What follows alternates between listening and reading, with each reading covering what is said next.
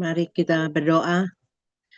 Selamat pagi Bapa di surga, terima kasih Kau kumpulkan kami kembali pada pagi hari ini di dalam embun pagi.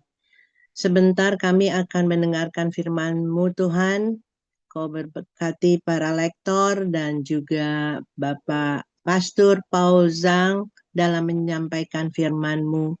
Terangi hati pikiran kami semua Tuhan dengan kuat kuasa Roh Kudus-Mu, agar apa yang akan disampaikan nanti boleh menjadi rema dalam hidup kami.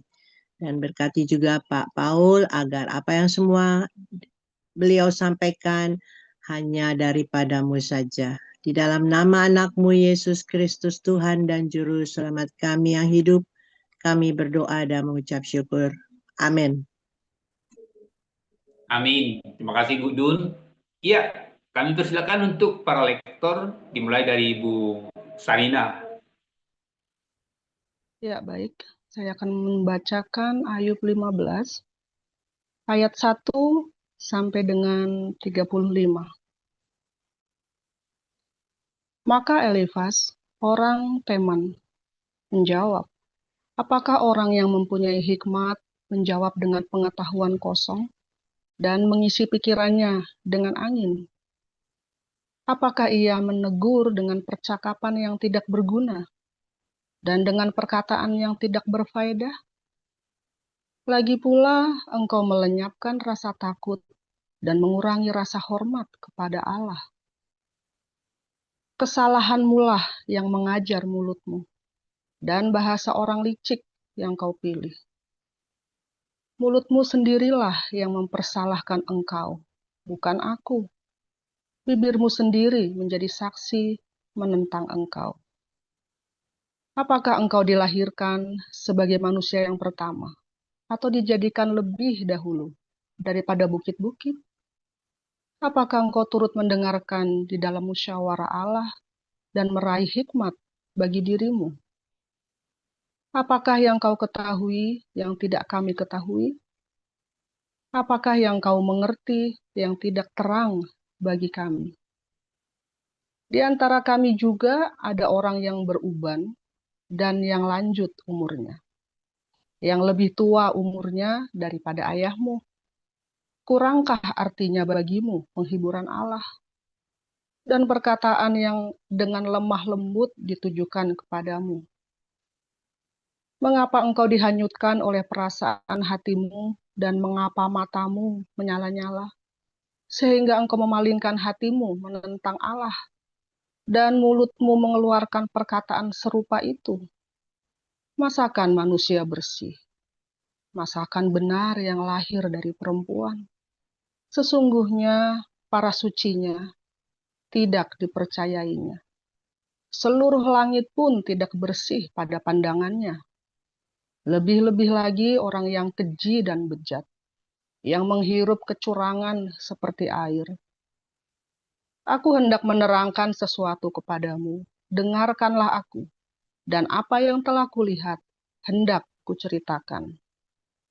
Yakni apa yang diberitakan oleh orang yang mempunyai hikmat, yang nenek moyang mereka tidak sembunyikan. Ketika hanya kepada mereka negeri itu diberikan, dan tidak ada seorang asing pun masuk ke tengah-tengah mereka. Orang fasik menggeletar sepanjang hidupnya. Demikian juga orang lalim selama tahun-tahun yang disediakan baginya. Bunyi yang dahsyat sampai ke telinganya. Pada masa damai, ia didatangi perusak. Ia tidak percaya bahwa ia akan kembali dari kegelapan. Ia sudah ditentukan untuk dimakan pedang. Ia mengembara untuk mencari makan, entah kemana. Ia tahu bahwa hari kegelapan siap menantikan dia. Ia ditakutkan oleh kesesakan dan kesempitan, yang menggagahinya laksana raja yang siap menyergap. Karena ia telah menggedangkan tangannya melawan Allah dan berani menantang yang Maha Kuasa. Dengan bertegang leher, ia berlari-lari menghadapi dia dengan perisainya yang berlapis tebal. Mukanya telah ditutupinya dengan lemak, dan lapisan lemak dikenakannya pada pinggangnya. Ia menetap di kota-kota yang telah hancur, di rumah-rumah yang tidak dapat didiami orang, yang ditentukan untuk tetap menjadi reruntuhan. Ia tak akan menjadi kaya dan hartanya tidak kekal, serta miliknya pun tidak bertambah-tambah di bumi. Ia tidak akan luput dari kegelapan. Tunasnya akan dilayukan oleh nyala api, dan ia akan dilenyapkan oleh nafas mulutnya. Janganlah ia percaya kepada kesia-siaan. Akan tertipulah ia, karena kesia-siaan akan menjadi ganjarannya. Sebelum genap masanya, ajalnya akan sampai, dan rantingnya pun tidak akan menghijau. Ia seperti pohon anggur yang gugur buahnya, dan seperti pohon zaitun yang jatuh bunganya. Karena kawanan orang-orang fasik tidak berhasil, dan api memakan habis kemah-kemah orang yang makan suap. Mereka menghamilkan bencana dan melahirkan kejahatan, dan tipu daya dikandung hati mereka. Demikian. Ya, kami persilakan untuk selanjutnya Pak Cecep.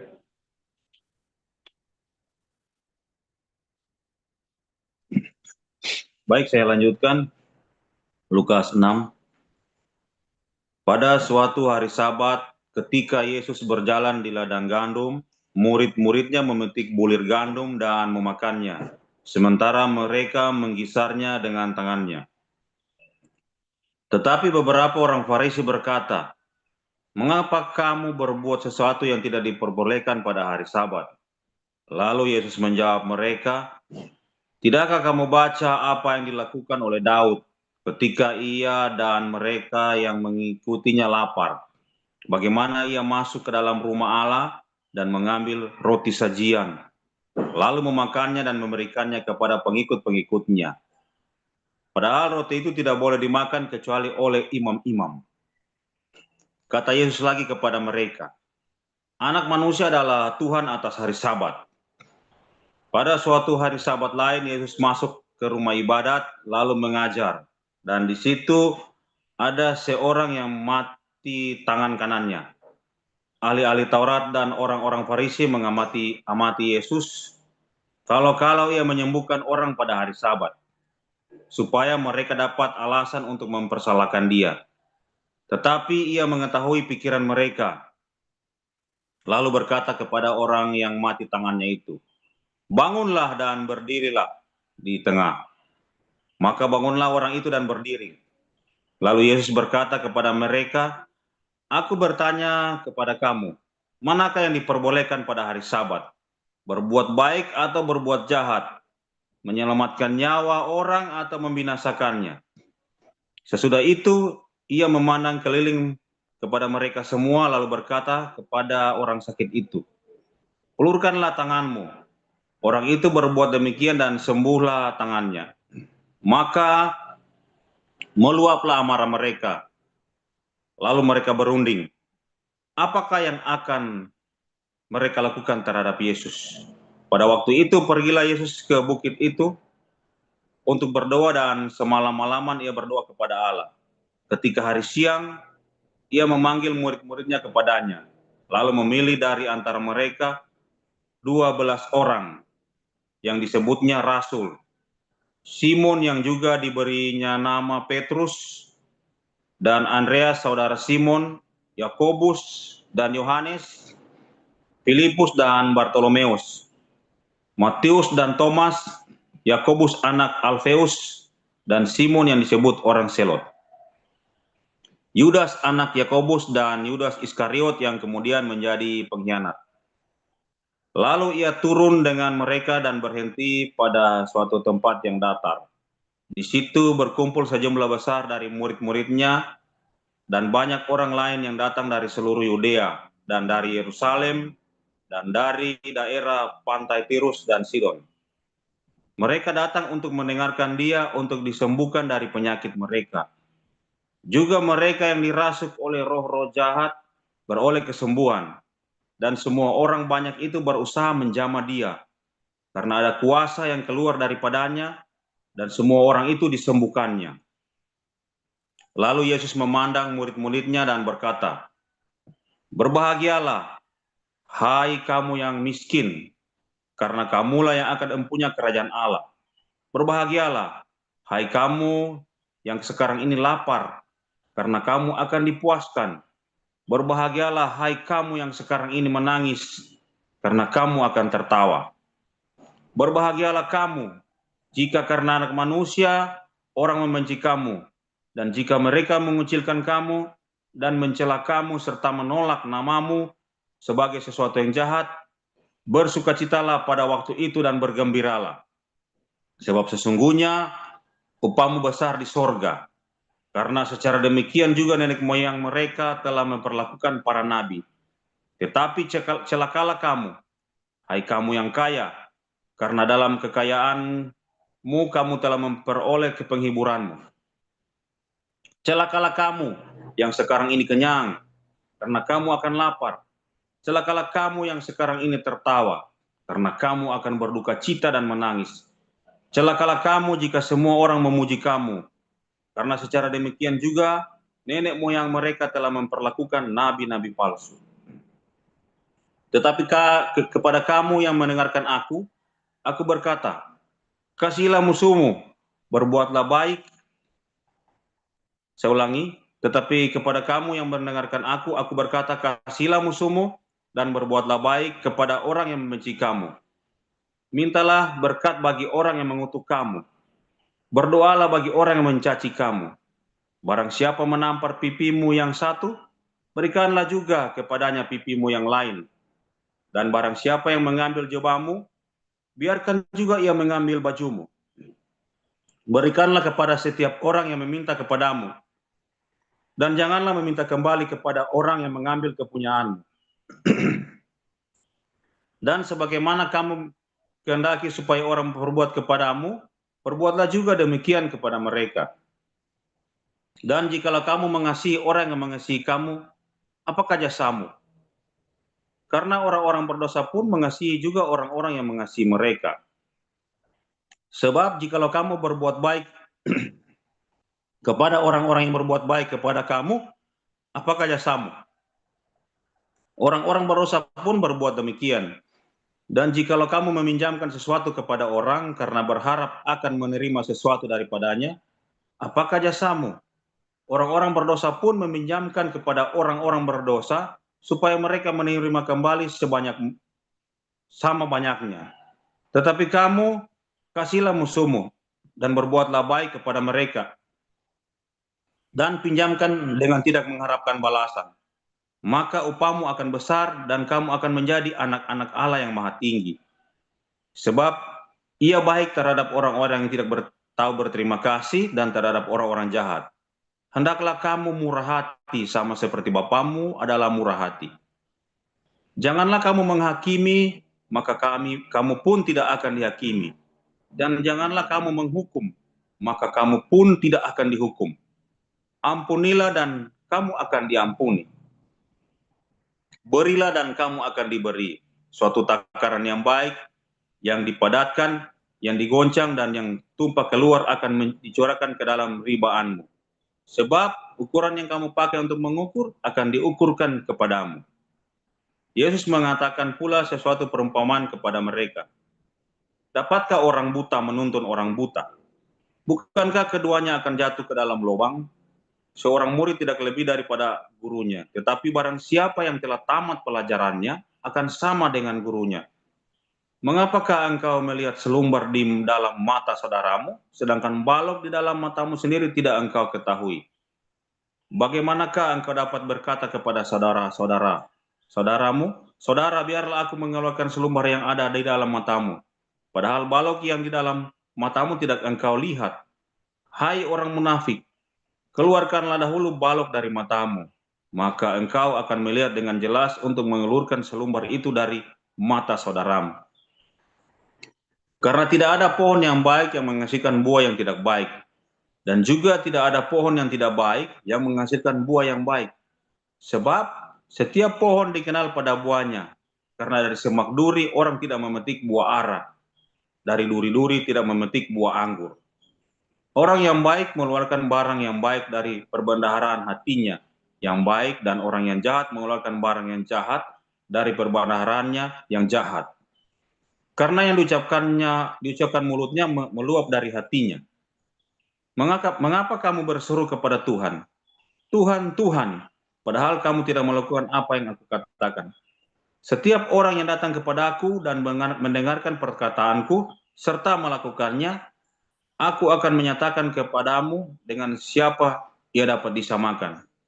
Ia sama dengan seorang yang mendirikan rumah. Orang itu menggali dalam-dalam dan meletakkan dasarnya di atas batu. Ketika datang air bah dan banjir melanda rumah itu tidak dapat digoyahkan, karena rumah itu kokoh dibangun. Akan tetapi barang siapa mendengarkan perkataanku, tetapi tidak melakukannya, ia sama dengan seorang yang mendirikan rumah di atas tanah tanpa dasar.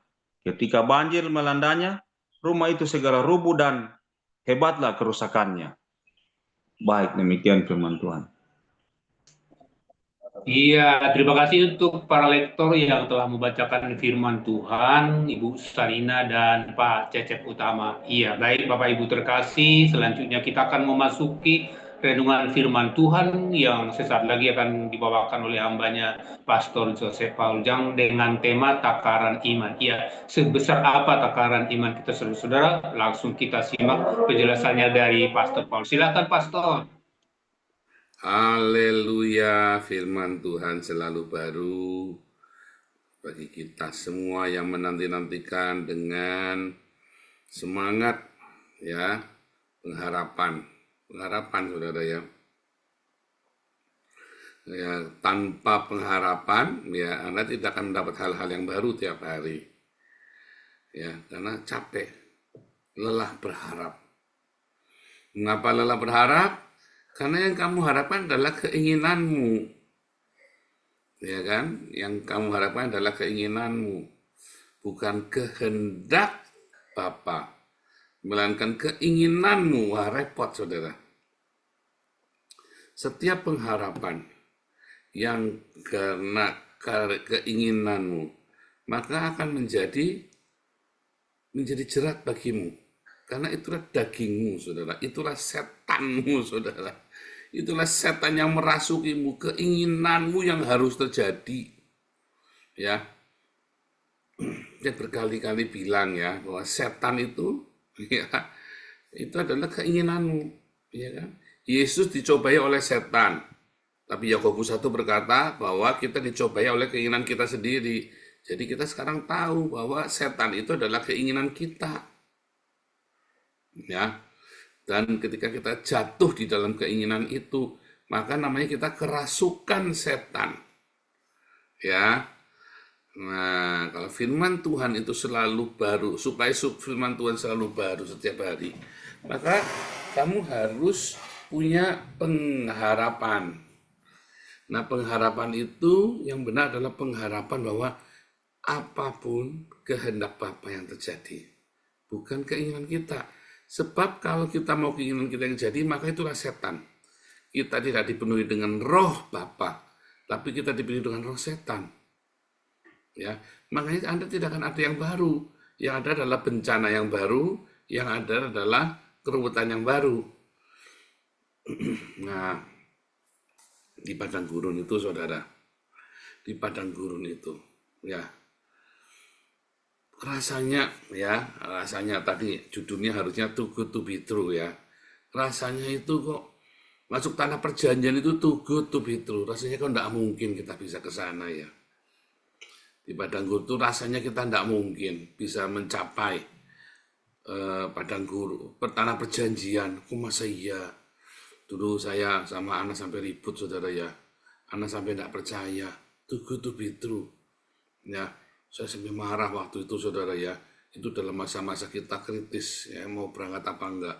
Duit aja belum ada saudara. Duit aja belum ada. Visanya aja belum ada tuh. Aduh, nanti gini gimana kalau di sana? Aduh, kok tuh Pitru, saudara ya. Saya marah, saya hardik, saudara. Waduh, karena waktu itu saya panik ya. Saya takut anak nanti tidak bisa masuk padang ke dalam tanah perjanjian. Ya, saudara ya. Saudara, saya tidak mau menghakimi anak. Ya, waktu itu ya. Saya tidak mau menghakimi, tapi saya mau kita masuk sama-sama ke tanah perjanjian. Sementara banyak sekali orang menghakimi kita ya. Bahkan saudara kami, saudara-saudara kami pun bilang, ambisius kamu, tidak tahu diri kamu. Beberapa orang menertawakan, nyinyir ya sama kita ya. Bahkan ada satu gereja pernah menjanjikan, ya udah nanti dibiayai oleh gereja. Tapi paspornya saya tinggal 6 bulan nggak diurus, saudara, nggak ada yang ngurusin, nggak ada yang mau ngurusin. Padahal sudah mau dibiayai sama satu gereja untuk berangkat, tapi nggak ada.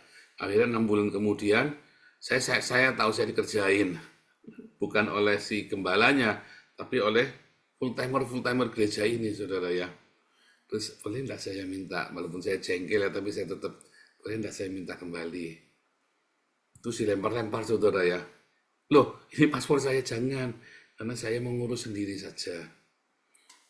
Karena Tuhan suruh saya berangkat. Mereka sambil kurang suka nyinyir gitu ya, saudara ya. Untung saya nggak jadi dibiayai oleh gereja ini. Karena kalau sampai dibiayai oleh gereja ini, saya akan dibatasi gerak saya. Sekarang nggak ada yang bisa membatasi gerak saya. Ya, untung ya, saudara ya. Tuh Pitru, rasanya kok nggak mungkin. Tapi nyatanya hari ini saya dan keluarga adalah warga negara Belanda. Tuh Pitru ya. Tapi itulah apa yang tidak pernah kamu dengar di kuping, yang tidak timbul dalam hatimu, tidak pernah dalam pikiranmu, tidak pernah kamu lihat, itu Tuhan sediakan. Ya, itu apa, saudara? Yaitu visi tanah perjanjian itu. Tanah perjanjian itu memang tuh Pitru, saudara ya. Tanah perjanjian itu. Tapi sungguh kalau kamu hidupmu penuh dengan ucapan syukur, maka tanah perjanjian itu sungguh nyata. Kalau hidupmu selalu dipenuhi dengan ucapan syukur. Nah, kalau ada orang yang tidak bisa mengucap syukur, gagal gimana? Jangan dihakimi, saudara. Karena peluangnya 1 dari 1 juta kan? Serem kali ya. Peluangnya 1 dari 1 juta. Dari 2 juta orang Israel, hanya 2 yang masuk ke tanah perjanjian, yaitu Yosua dan Kaleb. Luar biasa ya. Nah, saudara, jadi ketika ada orang yang nggak bisa, kita jangan menghakimi mereka. Karena belum tentu Anda juga bisa masuk loh. Kalau saya bicara dengan keras, bukan berarti saya mau menghakimi Anda, saudara. Saya tahu ya masuk tanah perjanjian itu harusnya mudah. Yang bikin tidak mudah karena Anda curiga sama Tuhan.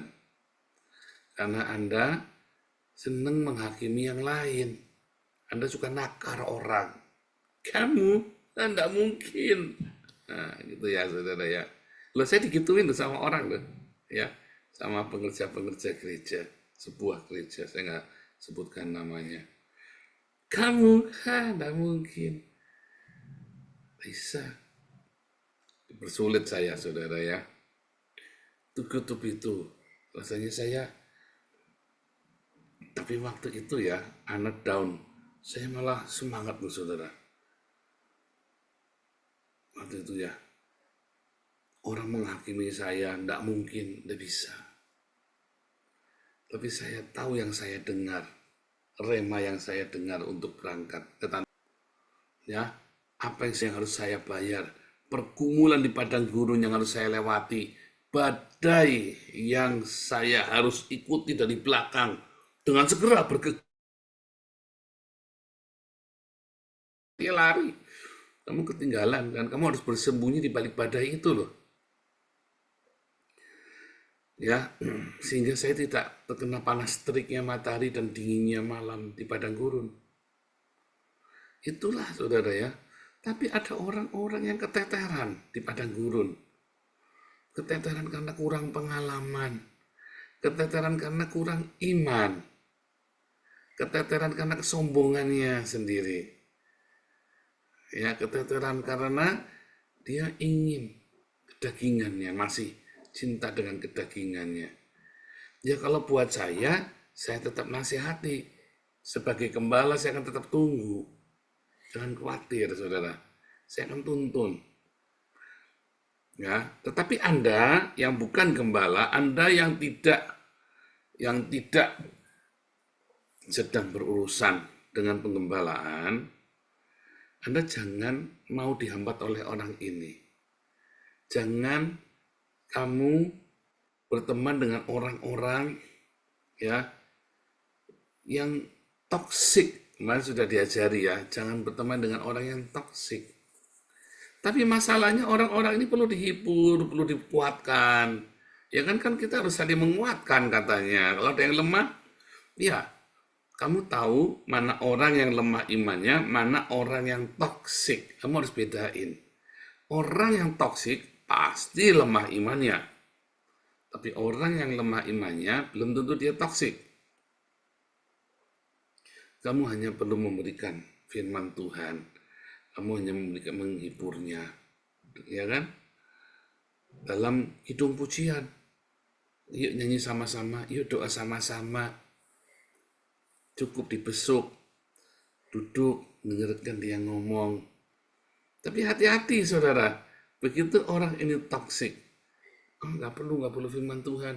Saya sudah tahu. Nah itu hati-hati saudara. Itu dia pasti toksik. Yuk kita nyanyi memuji Tuhan. Nggak perlu. Nah ya sudah jangan. Itu berarti bukan bagianmu saudara. Itu bagian yang seniormu yang lebih. Ya dalam hal ini berarti paling mentoknya saya kan. Nah saya kalau udah ketemu gitu saya tegas. Tapi saya tunggu, saya ngamatin. Berapa kali saya tegur orang saya ngamatin. Karena saya tahu tidak mudah. Saya tahu meninggalkan Mesir itu godaannya banyak. Saya tahu saudara di padang gurun itu deg-degannya minta ampun. Deg-degannya minta ampun kayak mau copot jantungmu saudara di padang gurun itu. Saya tahu saudara di padang gurun itu banyak ular dan kalajengking. Ketika kamu senggol berzina sedikit kamu langsung disikat saudara. Iya kan? Di padang gurun itu hati-hati kamu jangan berzina saudara. Kalau kamu sadar kamu di padang gurun, kamu berzina, kamu makin diulur sepanjang-panjangnya tuh saudara. Ya kan seperti perempuan Moab, perempuan Amon itu kan, orang Israel berzina dengan Baal Peor. Hati-hati saudara, di padang gurun itulah tempat segala maksiat, tempat segala godaan, tempat segala percabulan, tempat segala kesirikan, kedengkian, segala tipu muslihat iblis ada di padang gurun. Nah kalau ada orang yang terjebak di sana, kamu jangan hakimi dia saudara. Tapi yuk kita berdoa, yuk kita, nggak usah kamu hakimi.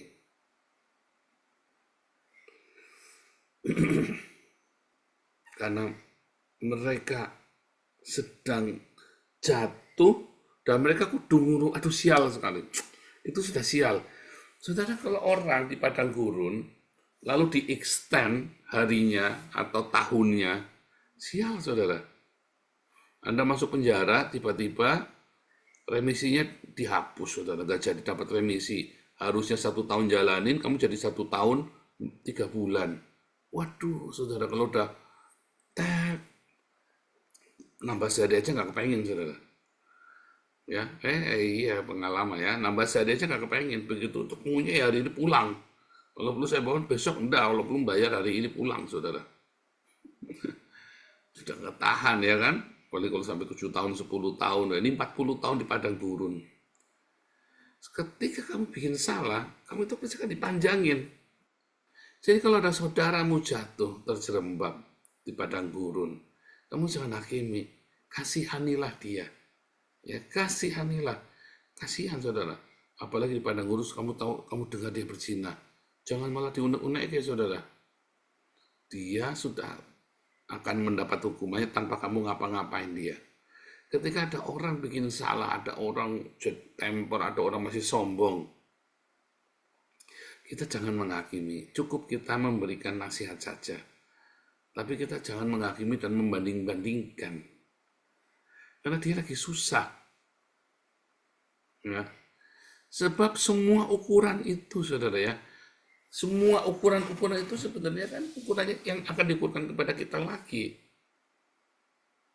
Apalagi kalau kita sama-sama masih di padang gurun. Saya saja sudah di tanah perjanjian, kita nggak berani tuh menghakimi orang yang masih di padang gurun. Saudara, setiap kali ada orang bercerai, ya, kok itu bercerai, saya ngomong, duh, pernikahan itu mujizat. Pernikahan itu adalah sebuah keajaiban. Jangan kamu menghakimi orang yang bercerai, walaupun orang yang bercerai itu ya tidak baik. Anak-anaknya jadi tidak baik, ya kan, goncang. Jangan kamu hakimi lagi, jangan kamu salah-salahin lagi, dia sudah tahu salah. Kalau sudah terlanjur cerai, ya kamu sudah jangan diapa-apain lagi, kamu sudah terlanjur cerai, dia sendiri udah pusing. Tapi kalau belum cerai, ya, ayo diajak berdoa yang benar, memuji Tuhan, yuk kita puasa. Itu, saudara. Nah, di padang gurun itulah lalu saling menghakimi, saling mengutuki, saling sumpah serapah. Rasain lo akhirnya. Ya kan? Di padang gurun itu kita banyak sekali mengalami pelanggaran offside. Sebab ketika kita menghakimi orang lain, ya kita sendiri sedang dihakimi. Ya. Apapun yang kita hakimkan ke orang lain, pasti takaran akan yang sama akan diberikan kepada kita, dan itu yang akan menuduh kita sehingga kita terjerat oleh tuduhan itu sendiri. Orang-orang di padang gurun itu dituduh dengan perasaan bersalah, loh, saudara. Ya, intimidasi. Makanya kalau kamu di padang gurun sering lihat setan-setan itu, loh, saudara. Ya, genderuwo, intimidasi, kuntilanak, perzinahan, tuyul, roh kikir, pelit, ya, pocong, roh kalau kamu pengen bunuh diri, dan yang lain-lain. Ada banyak roh-roh teritorial.